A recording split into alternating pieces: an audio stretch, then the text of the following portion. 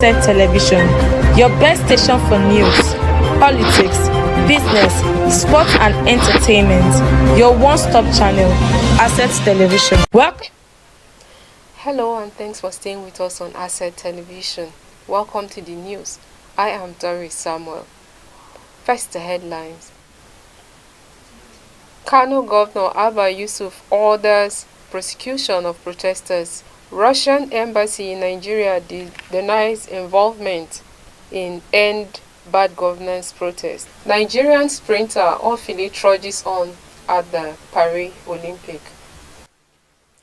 Now the news in full. Solomon Akwashike, lawmaker representing Lafia Central Constituency at the Nasarawa State House of Assembly, has advised youth to avoid being used as destructive agents by desperate individuals or groups. Akwashike, chairman House Committee on Public Accounts, advised on Monday while visiting Abdullahi Bala, General Manager, Nasarawa State Youth Empowerment Scheme, at his office in Lafia. He said while the constitution was not against protest, they must be peaceful and not intended to destroy anybody's property. He used the occasion to call on parents to monitor their children and discourage them from engaging in the ongoing nationwide protest, saying it could turn violent. The lawmaker appreciated the general management and staff of NAIS for doing great, yet urged them to keep it up. He enjoined them to maintain positive synergy with all arms of the government to ensure good governance in the state.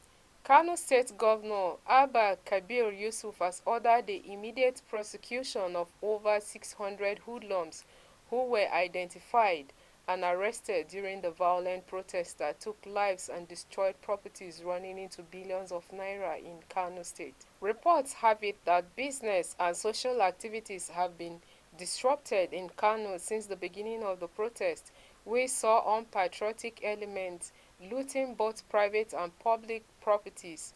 Addressing journalists on Monday, Governor Yusuf's spokesperson Sanusi Baturi accused politicians from the opposition of sponsoring hoodlums who infiltrated the protest. He said the state government is doing everything possible towards ensuring that things return to normalcy.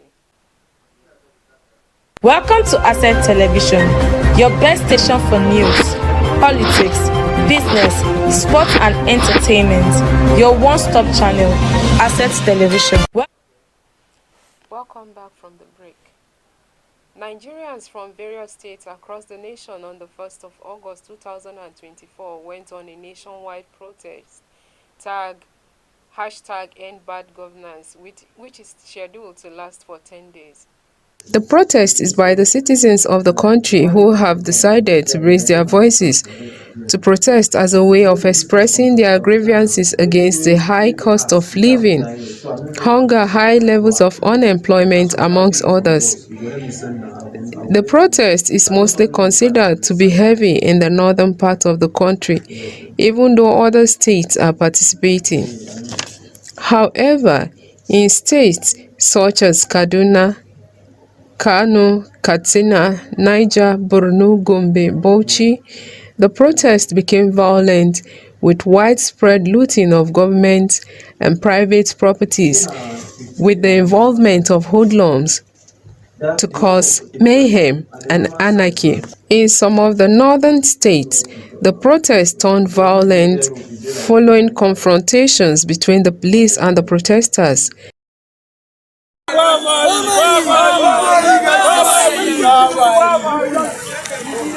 Or in some cases, hoodlums who capitalized on the situation to loot properties, leading to the imposition of curfew in states such as Kano, Jigawa, Katsina, Kebbi, Yobe, Borno, Nasarawa, and part of Plateau State. Some for 12 hours, while others are for 24 hours. The protest turned bloody, with scores of unspecified citizens killed, while an unspecified number of persons were critically injured, although different reports from states suggested that 19 persons paid the supreme price. During the first day of the protest, Amnesty International claimed that 13 persons were killed. One of the immediate effects of large-scale protests is disruption to essential services like poor internet and call network, banking services, fuel scarcity, tight security to maintain order, security checkpoints, roadblocks, and increased patrols set up might contribute to tense atmosphere and possible clashes. Even with President Bola Tinubu's address calling for calm and dialogue delivered on Sunday, many who felt the address has not addressed anything have strongly voiced their displeasure over it, while the organizers have threatened to extend the demonstration beyond 10 days. Doris Samuel for Asset Television. The Russian embassy in Nigeria had on Monday issued a statement denying any involvement in the recent protest in the northern Nigeria. The protest, we saw some demonstrators carrying Russian flags and chanting slogans in support of President Putin, raised concerns about potential external interference in Nigeria's domestic affairs. However, the Russian embassy clarified in a statement that the protesters' actions do not reflect any official policy or viewpoint of the Russian government. The statement emphasized Russia's commitment to non-interference in the internal affairs of other nations, including Nigeria, and reassured that it respects the sovereignty of the country. In the meantime, President Bola Tinubu has directed security agencies to crack down on those flying Russian flag in the country. General Christopher Musa, the Chief of Defense Staff, said this while briefing State House correspondents after the National Security Council meeting. He said the service chiefs briefed the president on the current security situation in the country. He added that the briefing was necessitated by the ongoing nationwide protest, which resulted into violence in some states. He said the situation became worrisome as foreign flags were flown within the sovereignty of Nigeria, and that was totally unacceptable. He said those flying foreign flags were mainly children who were being pushed to do so. He said all security agencies were ready to defend democracy and the sovereignty of the nation. He also warned that he would not sit and watch some people being used by opposition politicians to truncate democracy in the country.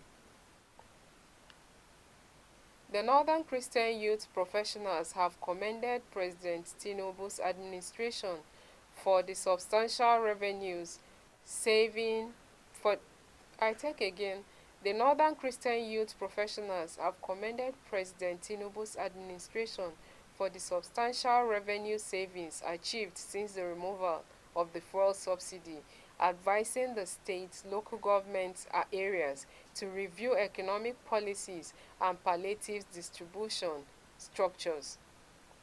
In a statement signed by the association's chairman, Isaac Abrak, said the redirection of these funds towards enhancing the living conditions of Nigerians, particularly the less privileged, is a testament to the president's genuine intention to end the misappropriation of trillions of naira by a select few oil cabals under the guise of paying oil subsidies. Former President Olusegun Obasanjo has said that those benefiting from fuel importation will do all in their power to frustrate the Dangote Petroleum Refinery. In an interview with Financial Times, the former president described Dangote Refinery as a project that should encourage both Nigerians and non-Nigerians.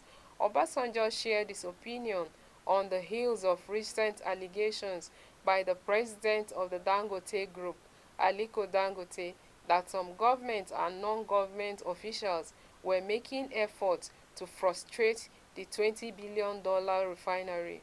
Officials of the Dangote Group recently cried out that international oil companies were frustrating the refinery by refusing to sell crude oil or by selling to them at a premium up to $4 above the normal price.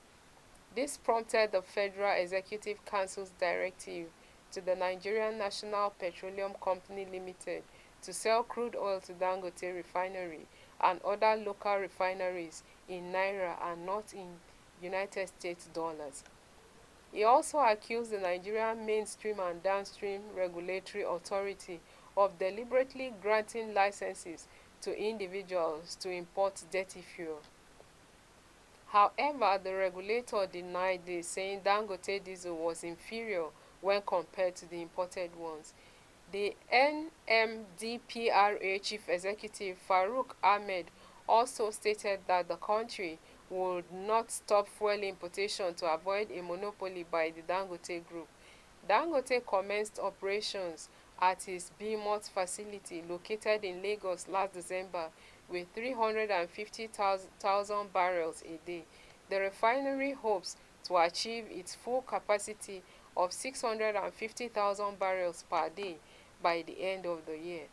The refinery has begun the supply of diesel and aviation fuel to marketers in the country, while petrol supply is expected to commence in August amid regulatory resistance. The Nigerian Communication Commission (NCC) has directed telecoms operators to simplify their tariff plans, bundles and data plans including promotional activities. The directive, titled Guidance on the Simplification of Tariffs in the Nigerian Communication Sector, the Commission noted, would provide clear, easy to understand and accurate information about the cost of voice, short messaging service, and data services to subscribers. A statement from the Director of Public Affairs of the NCC, Ruben Muka, said mobile network operators were mandated by the directive to publish a comprehensive table showing the features of their tariff plans and bundle offers. The table should contain all necessary information for subscribers to make informed decisions, including details on add-ons, their prices, how consumers can opt in or out, terms and conditions for renewal and rollover policies. The Commission further disclosed that the objectives of the simplification guidelines are to reduce the complexity of tariff plans and bundles, ensure transparency and fairness of promotional elements of tariff plans, protect consumers' interests by providing clear and understandable tariff information so that they make informed decisions, and promote fair competition among licensees by standardizing tariff structures.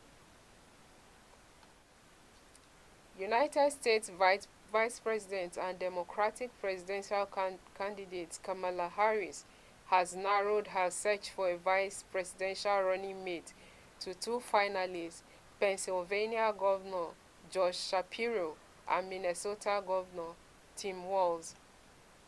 According to sources with knowledge of the issue at stake, Harris is expected to announce her selection on Tuesday ahead of her first scheduled public appearance with her running mate in the evening at Temple University in Philadelphia. However, the sources told the news wire that it was unclear if a final decision has been made on the most appropriate choice. Speculation had focused on six men in all: four governors, a senator, and a cabinet secretary in the Biden administration. The last couple of days have been spent by Kamala interviewing contenders to be her running mate on the Democratic ticket in the coming election, and the process may have whittled her list from six to just two in recent hours. The sources confirmed that from all indications, the list has narrowed down to the two mentioned governors, Shapiro and Walz. Favor Orfili qualified on Monday night for the final of the 2000 oh, sorry, I take again. Favour Ofili qualified on Monday night for the final of the women's 200 meters race at the Olympic Games at the Stade de France in Paris. Ofili ran a season-best 22.05 seconds to place behind new women's 100-meter champion Gillian Alfred at St. Lucia in the heat 1 of the semi-finals.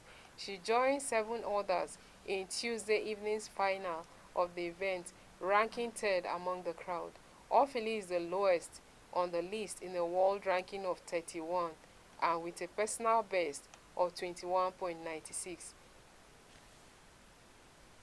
And that is the news. I am Doris Samuel. Keep watching Asset Television for more interesting programs. Also like and follow us on all our social media handles. Welcome to Asset Television, your best station for news, politics, business, sports and entertainment. Your one-stop channel, Asset Television. Welcome to Asset Television.